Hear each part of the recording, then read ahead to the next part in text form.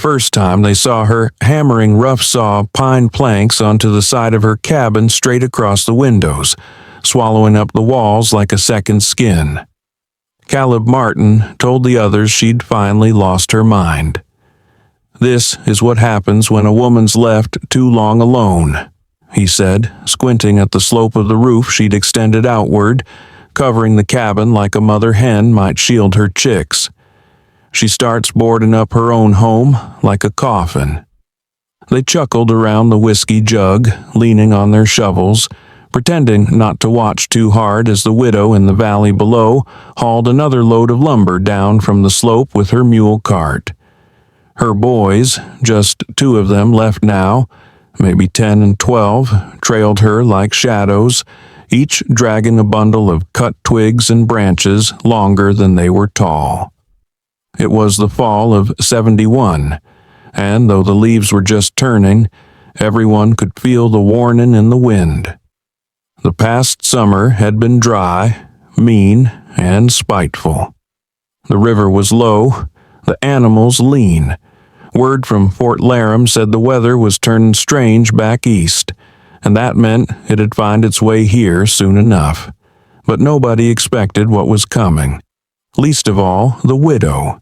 Her name was Ruth Haverson, 32, a face like weathered linen, smooth but tight-wrapped with years of silence. Her husband, Emil, had died 2 winters before, struck through the belly by a fallen branch while chopping kindling in a snowstorm. He bled out trying to crawl back to the cabin, his tracks half covered when Ruth found him. She deburred him beneath the oak just behind the house, then kept going like nothing had changed. Which, maybe for a woman like her, nothing had. She was one of those made of different stock, Norwegian blood, or maybe just plain cold metal. She had no kin nearby, no man to help raise the boys, and no money to pay hands. What she had was 1 mule, 2 children, a stovepipe that smoked like clockwork, and now, apparently, a plan to turn her cabin into a box inside another box. "What's she doing?" someone asked on the 3rd day. Calb just spat and said, "Dying indoors, I reckon." But Ruth wasn't boarding herself in. Not exactly. What she was building looked from a distance like a shed grafted right onto her cabin. But as the weeks passed, it grew around every wall. A low-ceiling outer room, not quite a porch, not quite a barn, just a long, narrow hallway of planks enclosing the original log house. It wrapped all 4 sides, stopping only where the stone chimney rose up from the back wall. No one in town had ever seen anything like it, and no one offered to help. They were too busy trying to finish their own winter prep, stacking hay, patching roofs, digging cellars. Everyone knew this winter might be bad, and no one had the luxury to worry about the woman who thought her cabin needed a coat. But come the 3rd week, folks started talking again quietly, and with a little less laughter because Ruth wasn't just building a shell, she was filling it. The boys hauled in more than wood. They stacked stone, brought in dry moss, dragged burlap sacks stuffed with straw. Ruth herself chopped cedar limbs into bundles and hung them from hooks along the rafters. She sealed every seam with mud and pitch, then layered more boards over that. The smell of pine, sap, smoke, and sweat drifted out from that strange new room like a slow burning incense. And in the middle of it all, the thing that made Calb pause his sneering for the first time. She lined the entire north side of that shed within a cabin with firewood. Not just a stack, an entire wall of it. Oak, birch, some cottonwood cut precisely, bark split, and bone dry. She must have been gathering it since summer's end. It was enough to last 3 families twice over, but no one said anything to her face. The older folks nodded politely if they passed her at the trading post. The younger ones looked away. It was only old Sadie Jerwin, who ran the tannery out by Rock Creek, who had the nerve to ask. "You expectin' company this winter?" she said as Ruth hoisted a sack of flour into her cart. Ruth just blinked once, slow. "No, ma'am. You fortify and for siege then." Ruth glanced toward her boys. They were watching two ravens fight over a piece of lard beside the well. "No? Then what in heaven's name are you building?" Ruth hesitated. Then she said, "A place where cold don't get in." Sadie snorted. "You can't stop the cold, girl. You just ride it out." Ruth's eyes didn't move. "You can if you keep it outside." That was all. By December, the valley had turned white. The first storm came early, dropped 3 feet in one night, and snapped a dozen roofs in half.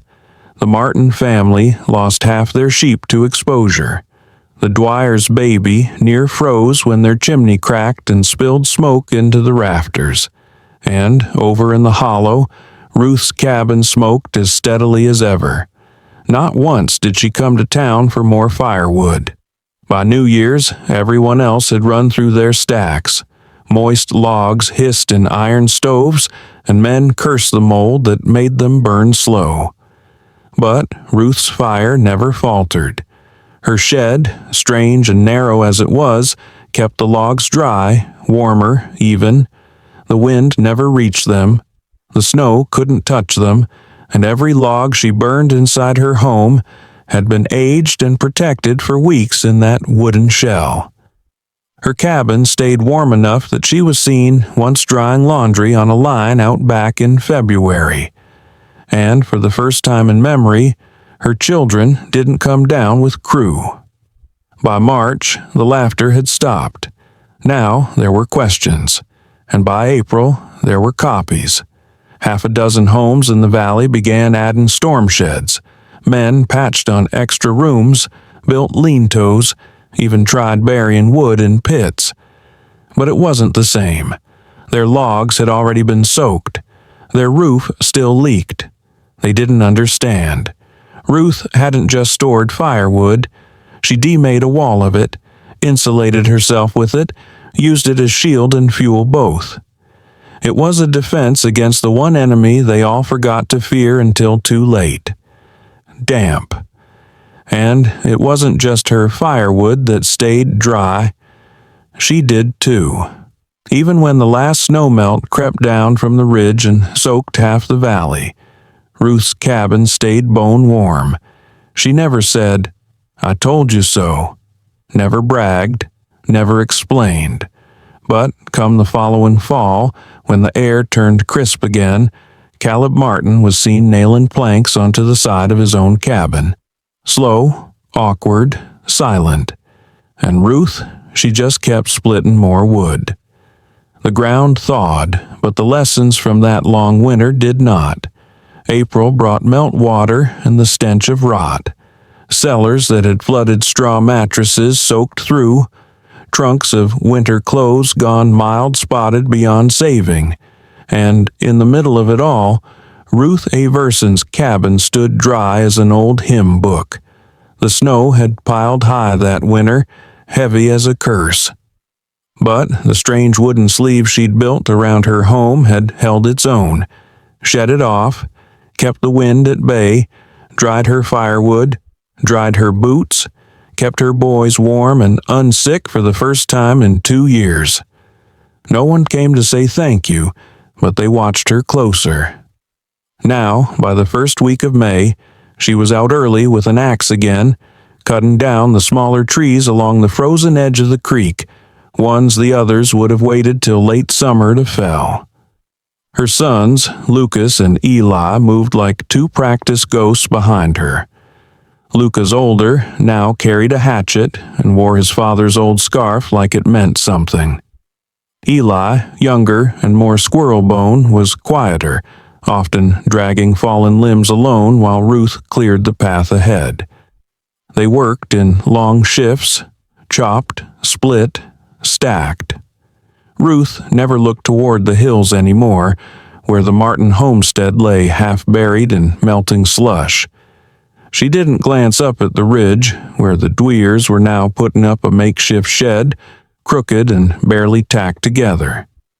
She didn't speak at all unless it was to give her boys instructions. She just worked.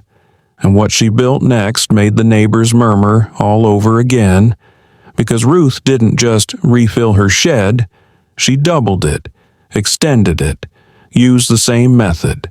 Planks, pitch, moss cocking, straw fill, but this time she didn't wrap it close to the cabin skin. She stepped out several feet, built what almost looked like a hallway with a second roof, like a cloister, like the shell of a fortress. By June, her cabin had grown twice its width, a ring of space, insulated and dry, wrapped all around it, just tall enough to walk through, just wide enough to stack cordwood on either side. People said she was building a coffin again, but Caleb Martin's shed had already collapsed in the late spring winds, so he wasn't saying much. The town's preacher, Reverend Alden, came by one morning with a jar of gooseberry preserves as a gift and an excuse. Said he was checking on the moral health of the valley's more isolated families. Ruth didn't answer the door. Her son, Lucas, did. She's working. Well, the Reverend had said awkward. Perhaps just a moment. Lucas didn't move. A few seconds later, Ruth's voice came from somewhere behind the door. Let the man speak. So he did. He praised her strength, her fortitude, her example. But the compliments grew thin after a few sentences, replaced by a slow, circling question. But don't you think it's time, perhaps, to seek more fellowship? Silence. Ruth stepped out from the side of the shed, gloves stained black with sap, her sleeves soaked, hair damp with sweat. I got fellowship, she said. Where, Ruth? She glanced toward her boys, then at the wall of wood rising behind them. Right here.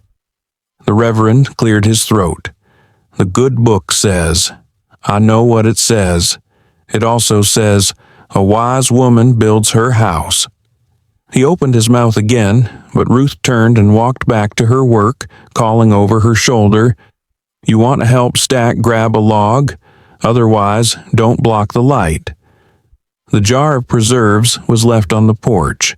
She never opened it. By the end of July, the H-Son cabin looked less like a homestead and more like a bulwark.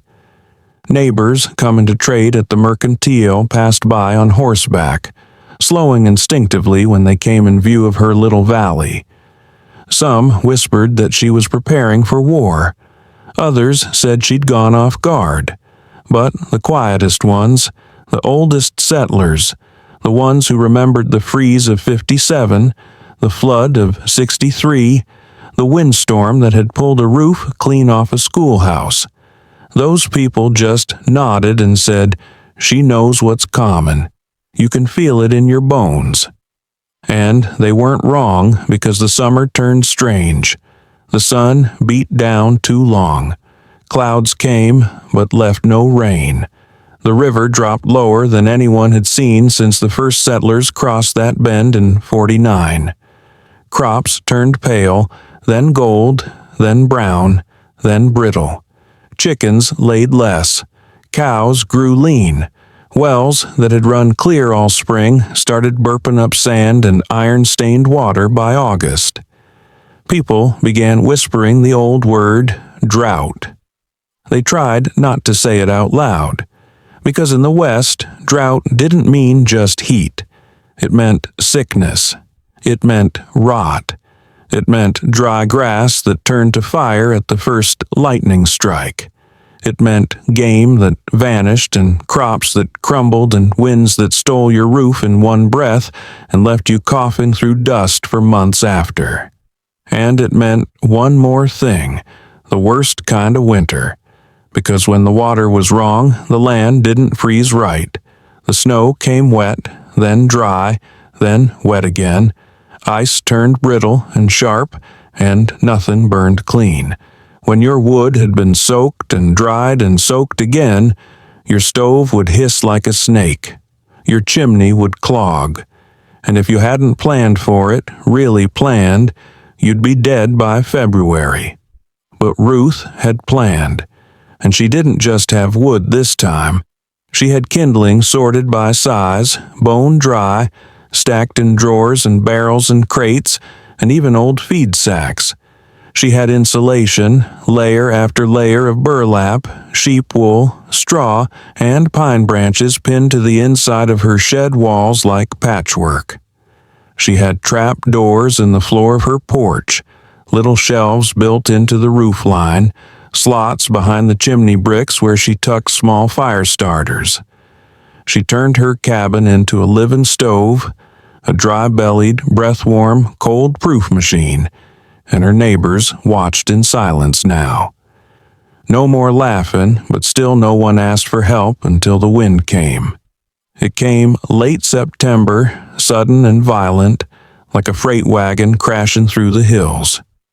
Not a storm, not yet. Just a breath from the north that blew 3 roofs crooked, knocked down a chimney in town, and sent half the men scrambling to lash their firewood stacks with twine and canvas. But not Ruth. Her wood didn't move, not even when the second wind hit a week later. Harder, colder, whistling down from the ridge like a cry from something old and hungry.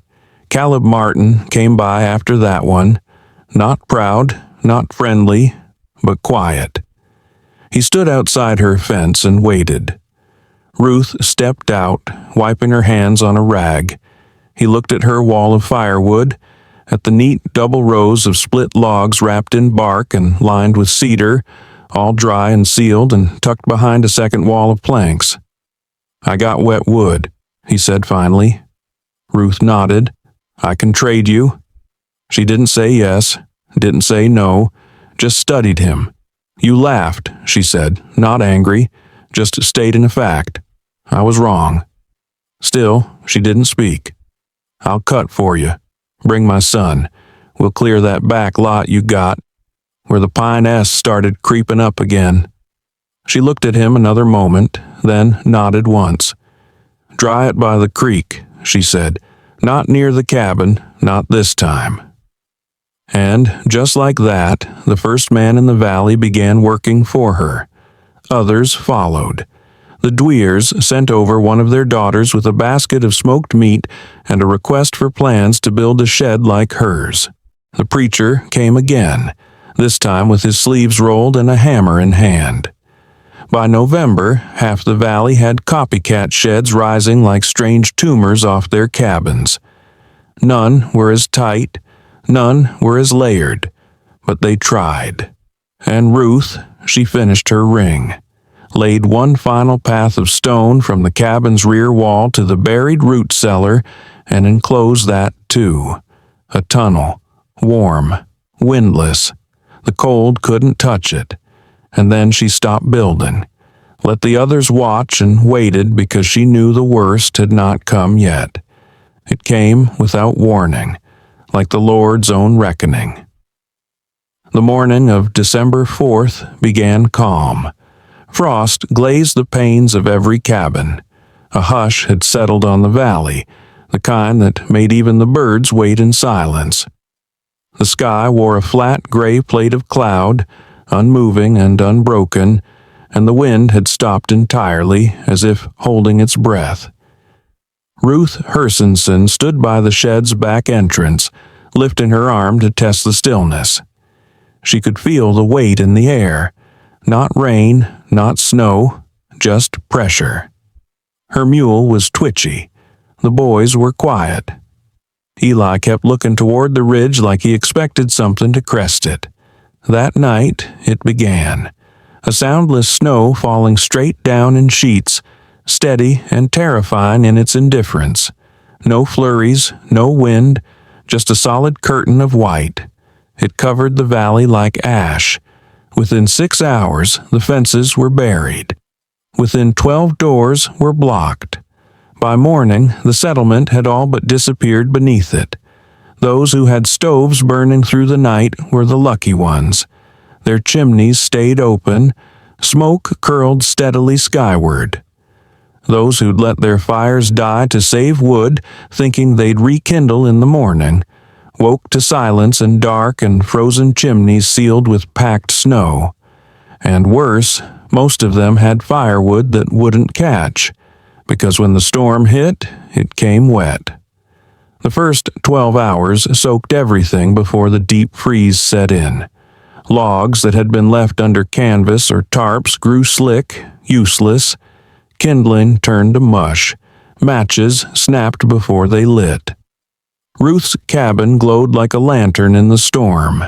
Inside it was warm, not hot, but steady, a thick, breathable warmth, like the inside of a root cellar or a barn that's been lived in for generations.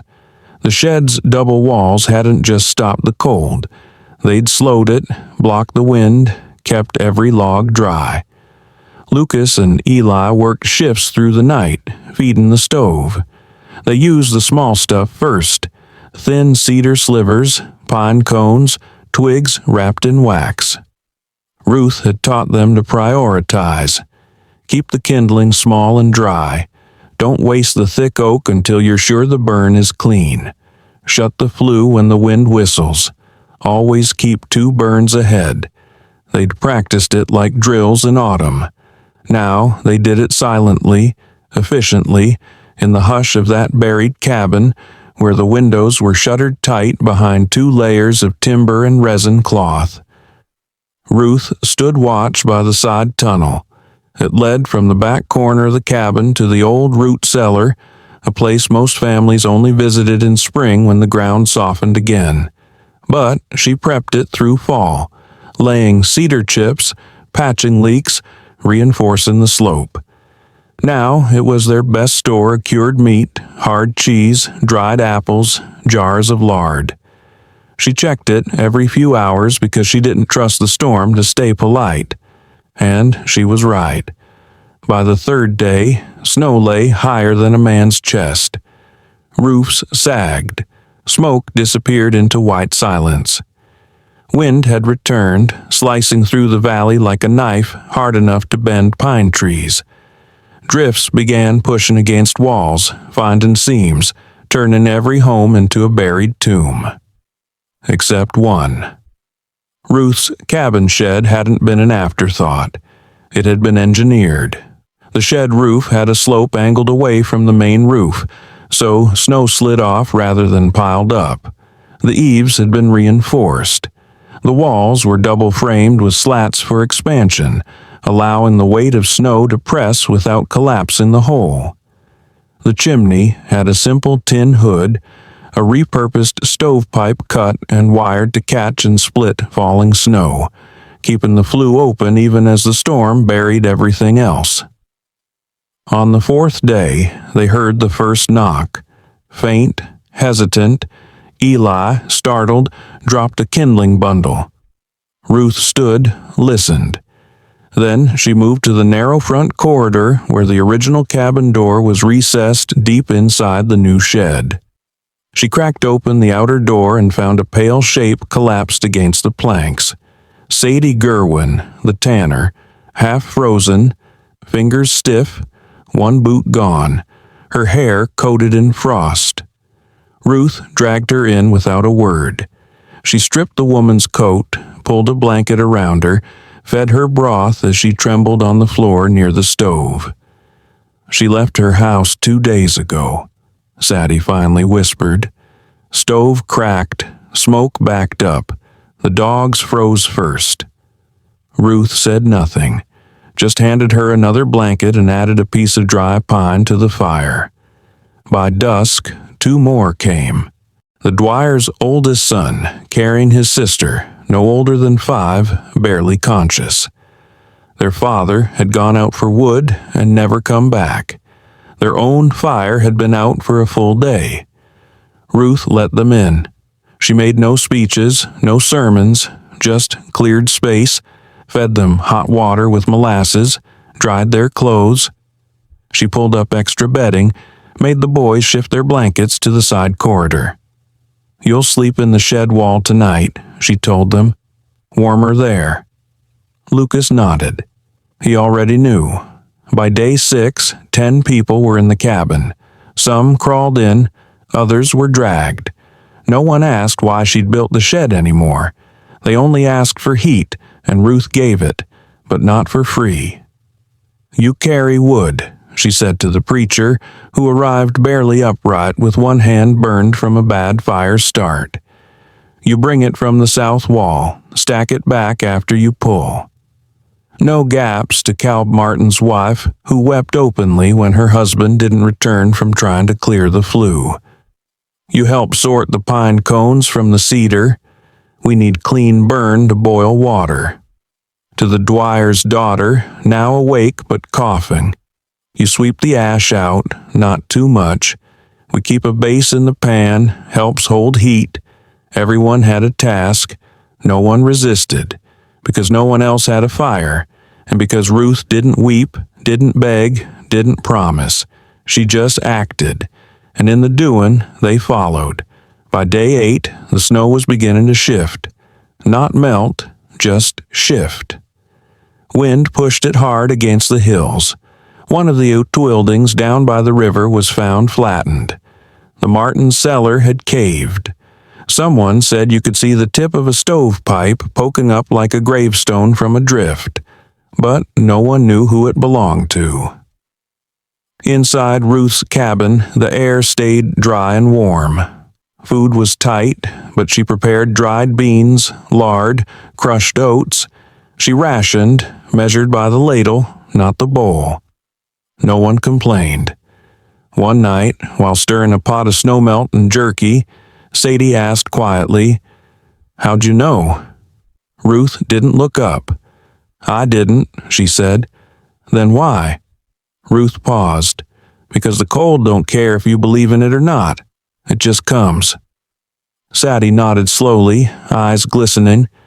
"Your husband, he didn't die in vain." Ruth turned the ladle again. "He died cold. That's all I remember." Silence followed. Not reverent, just real. By day 10, when the winds began to ease and the first shaft of light cracked through the upper wall, showing a blue sky beyond the storm clouds, Ruth opened the front door for the first time. Snow had hardened like stone. She carved a path with her shovel, the handle wrapped in wool, and stepped out into silence. Not a soul stirred across the valley, just her cabin breathing smoke and the long dry wall of wood that hadn't shifted an inch. She debuilt a coffin, they'd said, but it was never that. It was a womb, a haven, a small stubborn world in which no one froze. Not this time. Not under her roof. The sun did not return all at once. It was a thin thing at first, just a pale rim creeping along the ridge like a memory of warmth. After 11 days beneath the storm, Ruth's valley emerged in silence, dazed and blanketed in white, so thick it swallowed every fence post and road marker, every boot track, wagon rut, and cellar entrance. Chimneys poked from the snow like breathless mouths. Smoke was rare. The day after the wind stopped, Ruth rose early. Her shoulders ached. Her fingers, stiff from cold and overuse, shook as she adjusted the stove's damper. In the corner, Sadie Jerwin stirred under blankets. The preacher sat nodding near the hearth, half asleep. His head drooped toward a pot of warming water. Lucas and Eli were already up, crouched at the tunnel hatch leading toward the root cellar, checking the frost buildup on the latch. The door was sealed tight. No snow seeped through. Ruth had packed clay along the seams back in September. They had survived. But Ruth knew that surviving the storm was not the same as surviving the aftermath, because snow melts, and when it does, everything changes. She stepped into the shed's outer corridor and pulled on her boots, now hardened into a permanent curl at the toe from proximity to the stove. She wrapped her scarf, tied her coat, and grabbed the snow paddle she'd fashioned from a wooden crate lid and an old hoe handle. "Lucas," she called not loud. He looked up. "Come." They dug together out through the front corridor, then up straight toward the light that filtered through the narrow gap between the shed roof and the heavy snow above. The snowpack was dense, layers compressed under their own weight, but it had begun to crust on top. They worked in shifts. Lucas took turns with Eli. Ruth rested between poles. No one else offered. They knew better. It wasn't that Ruth refused help, only that she moved with a purpose no one wanted to interrupt. By noon, they broke through. A shaft of sunlight stabbed into the corridor like a blade. The moment it touched Ruth's face, her lips parted, not in surprise, but recognition, like something she'd expected had finally arrived. She widened the hole, dug a channel out and over the outer ring of her shed. Then, slowly, carefully, she stepped up and out of the trench, emerging onto a crusted surface that reached as high as the midpoint of her window shutters. The air was sharp, burned the lungs, but it was clean, and it was quiet. So quiet she could hear the distant crackle of something shifting above the ridge. A tree, perhaps, collapsing under its own weight. Ruth turned slowly, scanning the valley. What she saw made her breath catch, not from fear, but from confirmation. There were no fences anymore, no wagons. The Dwyer's roof had collapsed inward, just a square depression in the snow now. The Martin place was gone, buried clean. Only a few thin tendrils of smoke rose in the distance from cabins that had stayed lit, or stoves barely holding on, and hers roared. From the chimney behind her, a thick, dark ribbon of smoke rose clean and strong, curling upward toward the blue like a defiant cry. Behind her, voices stirred, children whispering, the preacher coughing, someone shifting in their sleep. They were alive, all of them, and they had wood left.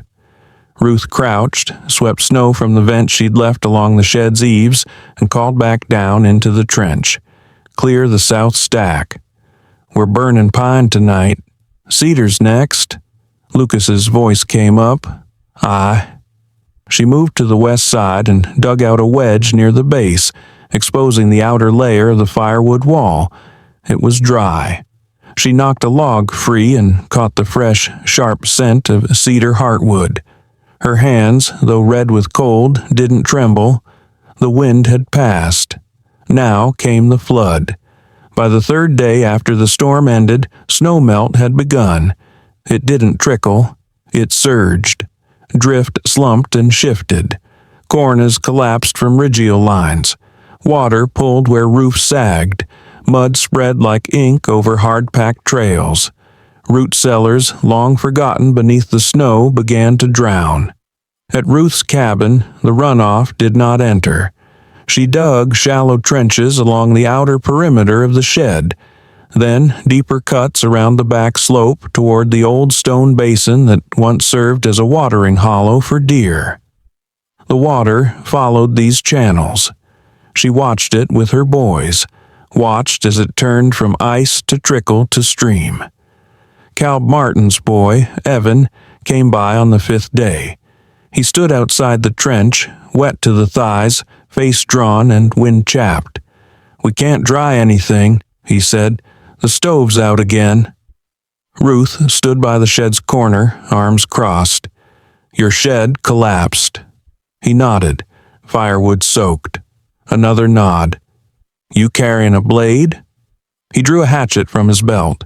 She pointed toward the east end of her property. "There's a birch grove. Take the bark. Dry it near your fire. It'll catch. I know we tried. Then try harder."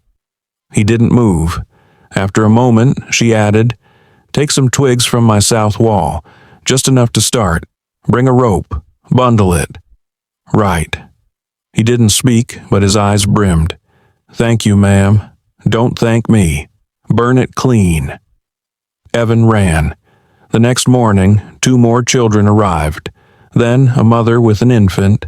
Then Sadie left, determined to bring her cousin from the far side of the ridge. It became a relay. Ruth's cabin, her strange, wrapped, fireproofed cabin, became a note of heat in a valley gone brittle and blue. She rationed carefully, measured every log, every sliver. 4 pieces per stove fill, she told Lucas. No more. Let it burn down. Scrape the ash. Keep it breathing. Word spread, not from her mouth, from smoke.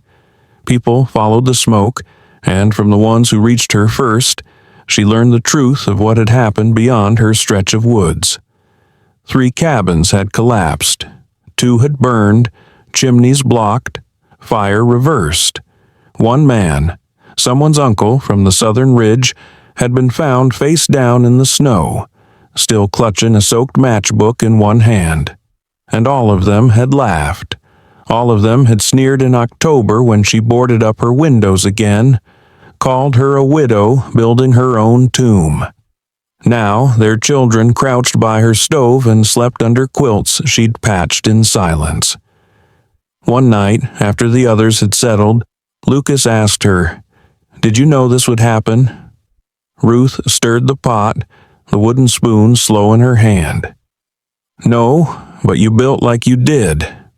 She looked up at him, something shifting behind her eyes. "I built like I couldn't afford to be wrong."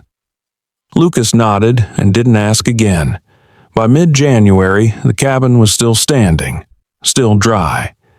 The shed, warped and frostbitten in places, held fast. One beam had begun to split, and Ruth patched it with pine pitch and canvas. The stove smoked steady, and every night more came. Not all stayed, but all came. By the end of the month, 22 people had warmed themselves by her fire. Ruth didn't count them aloud. She counted the logs. She knew how long each cord lasted, how long each batch of stew stretched. She made it work. To the paper, to the church, she declined. But the story traveled of the widow who built a shed around her cabin, of the woman who carried more than firewood. She carried 26 souls through the deepest winter anyone could remember, and never lost to one. In the following year, sheds sprang up all across the ridge. Not one was mocked. They called them Versen shells. They built them wide, tall, sometimes even elegant. But none were as strong because Ruth S. wasn't born from cleverness. It came from refusal. Refusal to let the cold win again. And in the silence that followed the thaw and the hush between seasons, the valley held its breath, waiting but not afraid, because now they had firewood. They had patience, and they had Ruth Ason's example, a woman who didn't laugh, didn't cry, didn't boast. She just built and burned and lived.